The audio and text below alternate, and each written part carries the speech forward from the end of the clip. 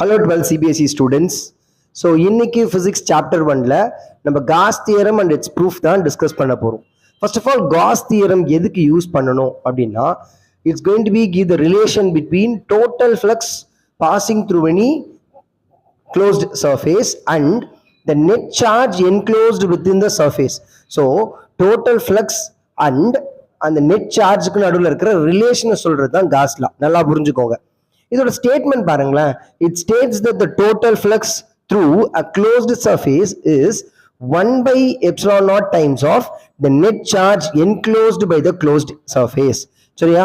அப்போ ஒரு closed surfaceக்குள்ள எவ்வளவு சார்ஜ் இருக்கோ அதை வச்சு என்ன பண்ண போறோம், ஃப்ளக்ஸை கண்டுபிடிக்க போறோம்.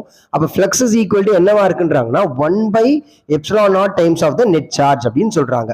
ஸோ இது மேத்தமெட்டிக்கலா எழுதும்போது எப்படி எழுதிக்கலாம், phi e.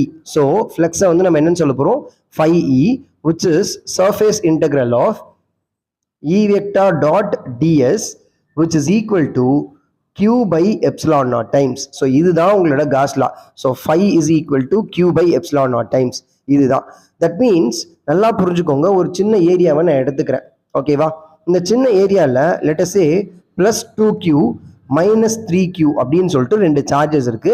அண்ட் இங்க ஒரு சார்ஜ் கூட எடுத்துக்கோங்க, 4q அப்படி வச்சுக்கோங்க, plus 4q.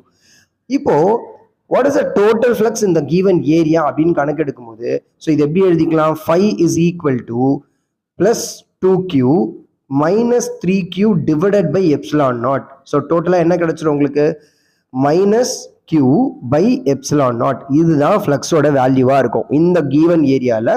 ஃப்ளக்ஸோட வேல்யூ நம்ம இந்த plus 4q நம்ம என்ன பண்ண மாட்டோம், கன்சிடரேஷனே கொண்டு வர மாட்டோம்.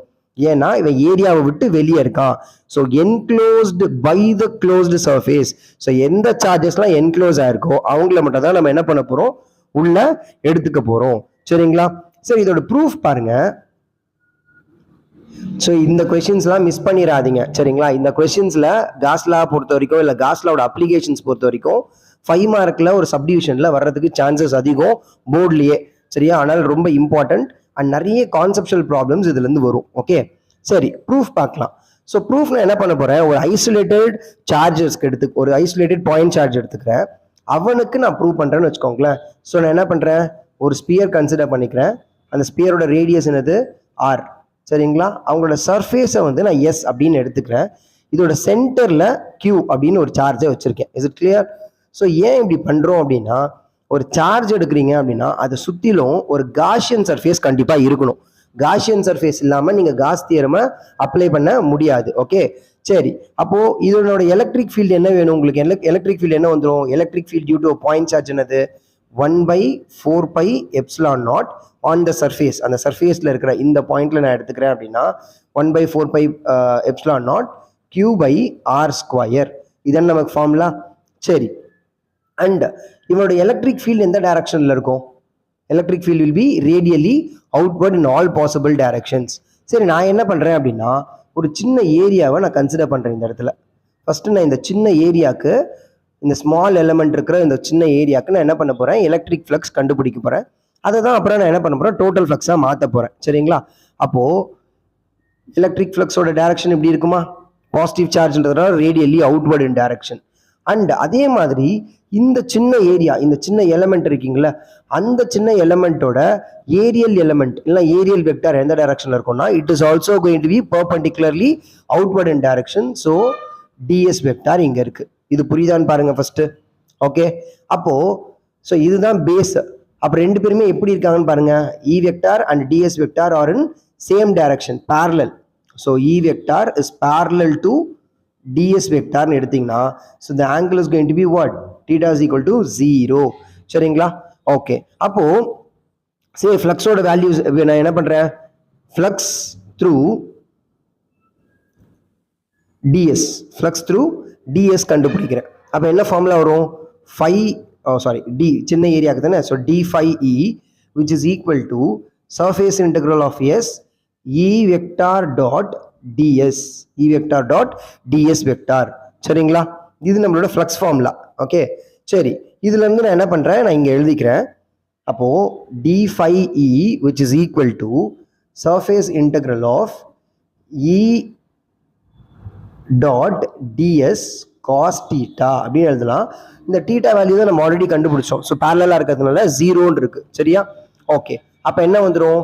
d phi e which is equal to surface integral of ds e ds ன்னு வந்துடும். சரிங்களா? இது the flux through the small area, that is through the small area ds. Okay, இப்போ நான் என்ன பண்ணலாம்?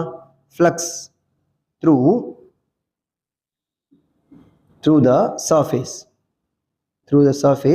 yes. அப்படி எடுக்கும்போது ஸோ டோட்டல் ஃப்ளக்ஸ் கண்டுபிடிக்க போகிறேன். அப்போ டோட்டல் ஃப்ளக்ஸ் ஃபார்முலா என்ன பண்ணிக்கலாம்? So we are going to integrate it. அப்போ d5 இன்டகிரேட் பண்ணேன் அப்படின்னா 5 வந்துருமா? 5. அண்ட் இங்கே இருக்கிற டேர்மை வந்து நான் ஈயை வெளியே எடுத்துட்டு இன்டகிரேஷன் ஆஃப் எஸ் டிஎஸ் அப்படின்னு எழுதிக்கிறேன். On integrating D S you get what?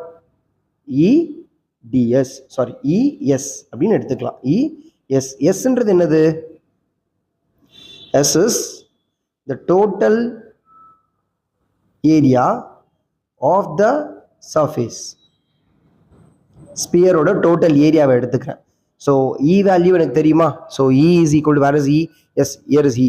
E is equal to 1 by 4 pi epsilon naught Q by R square, and total area வை நான் போட்டுக்கலாம் 1 by 4 pi epsilon naught Q by R square into 4 pi R square. 4 pi R square. So 4 pi get cancelled. R square get cancelled. So phi E is equal to Q by epsilon naught. So Gauss law is proved. Hence Gauss law is proved. ரொம்ப simple. சரியா? இந்த proof எல்லாம் நீங்க படிச்சு வச்சுக்கிறது நல்லது. And statement புரிஞ்சு வச்சுக்கோங்க. இதை வச்சு நிறைய கான்செப்சுவல் கொஸ்டின்ஸ் வரும். தேங்க்யூ.